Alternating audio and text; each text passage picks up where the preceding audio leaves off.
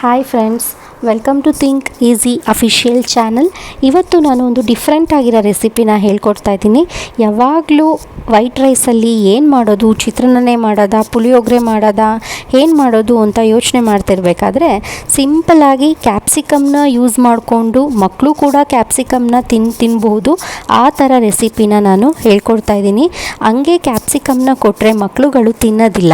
So ಚಿಕ್ಕದಾಗಿ ಹೆಚ್ಚಿ ಕೊಟ್ಟರೆ ಅವ್ರಿಗೂ ಕೂಡ ಇಷ್ಟ ಆಗುತ್ತೆ. ಯಾವ ಥರ ಸಿಂಪಲ್ಲಾಗಿ ಟೇಸ್ಟಿಯಾಗಿ ರಸಬದ್ಧವಾಗಿ ಹೇಗೆ ಮಾಡೋದು ಅಂತ ನಾನು ನಿಮ್ಗೆ ಹೇಳ್ಕೊಡ್ತೀನಿ ಬನ್ನಿ. ಅದಕ್ಕೆ ಬೇಕಾಗಿರೋ ಮೇನ್ ಇಂಗ್ರೀಡಿಯೆಂಟ್ಸ್ ಬಂದು ಈರುಳ್ಳಿ, ಹಸಿಮೆಣಸಿನ್ಕಾಯಿ, ಕರಿಬೇವು, ಶುಂಠಿ, ಬೆಳ್ಳುಳ್ಳಿ.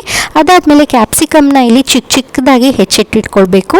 ನೆಕ್ಸ್ಟು ನಾವು ಪಾನ್ ಇಟ್ಕೊಳ್ಬೇಕು ಅಥವಾ ಬಾಣಲಿನಾದರೂ ಇಟ್ಕೊಳ್ಬೇಕು. ಸ್ವಲ್ಪ ಎಣ್ಣೆ ಹಾಕಿ ಅದಾದಮೇಲೆ ಸಾಸಿವೆ ಕೂಡ ಹಾಕಿ ಸ್ವಲ್ಪ ಜೀರಿಗೆ ಹಾಕಿ ಅದಕ್ಕೆ ಹುಣಸೆಹಣ್ಣು ನೆನೆಸಿಟ್ಕೊಳ್ಬೇಕು ನಾವು ಸ್ವಲ್ಪ ನೀರಲ್ಲಿ.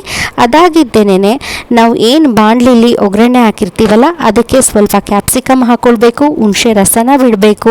ಫೈನಲಿ ಸ್ವಲ್ಪ ಅಚ್ಚ ಖಾರದ ಪುಡಿ, ಆಮೇಲೆ ಸಾಂಬಾರು ಬೀಜ ಪೌಡರು, ಗರಂ ಮಸಾಲ ಪೌಡರ್, ಆಮೇಲೆ ಸ್ವಲ್ಪ ಜೀರಾ ಪೌಡರ್ ಇದ್ದರೆ ಹಾಕ್ಕೊಳ್ಳಿ, ಚಿಲ್ಲಿ ಪೌಡರ್. ಇದನ್ನೆಲ್ಲ ಹಾಕಿ ಚೆನ್ನಾಗಿ ಕಲಿಸ್ಬೇಕು. ಎಣ್ಣೆ ಬಿಟ್ಕೊಳ್ಳೋವರೆಗೂ ಫ್ರೈ ಮಾಡಬೇಕು.